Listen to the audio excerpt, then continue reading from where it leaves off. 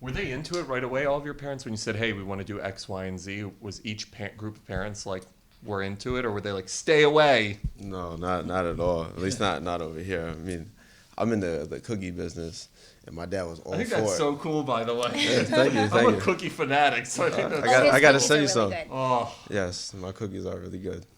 But yeah, my dad was all for it, and I'm not even doing the hip hop thing too often. I'm doing the EDM thing, so he's all for that too. He actually likes it when I do outside the box things, as far as like the cookies and the EDM. He thinks it's safer. I'm a cookie nut, so unfortunately Magnolia has destroyed me 15 pounds ago. So Make sure you get your info, man. Send them right. I need send us cookies. Oh, I will. Believe Actually, it. don't send us cookies because I'll get fatter. No, my cookies are all natural. Chef's cookies. Make sure you get I some. don't know Chef's how I cookies. eat, man. I'm a 180 eating like a 275 pounder, so it's awful. I've got an awful Hey, appetite. look at me. I eat my cookies all the time. Do you go to the gym? I do go to the Right, gym. there's a difference. How about you guys? Was it automatically like, hey, pursue the music? You know, obviously you've done movies, you've done everything. Was it an automatic go My for thing? story is funny because when I was like a little 7-year-old, you know, I remember my pops had it set up in the bathroom and everything. He'll call me up and be like, Rome, I need you to talk on this song. And I was this little like 7-year-old kid. I could barely talk basically. Like I was saying things. I had no idea. And then one day, I think I was maybe like 9, I snuck into one of my dad's studios while he was out of town because my pops never let me record. You know, he kind of wanted me to kind of stay away from it. I was really big into sports. So I snuck in the studio and made this song about my ABCs or something.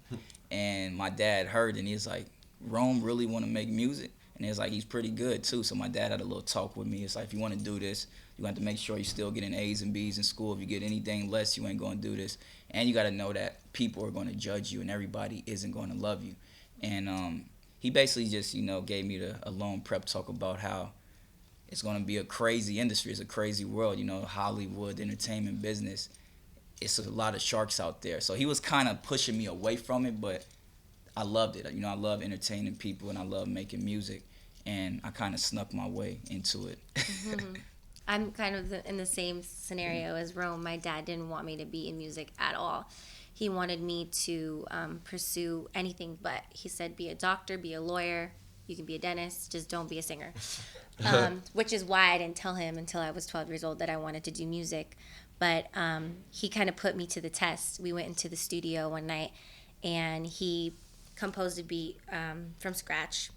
And he wrote his verse, made me write my verse. I had never written in my life.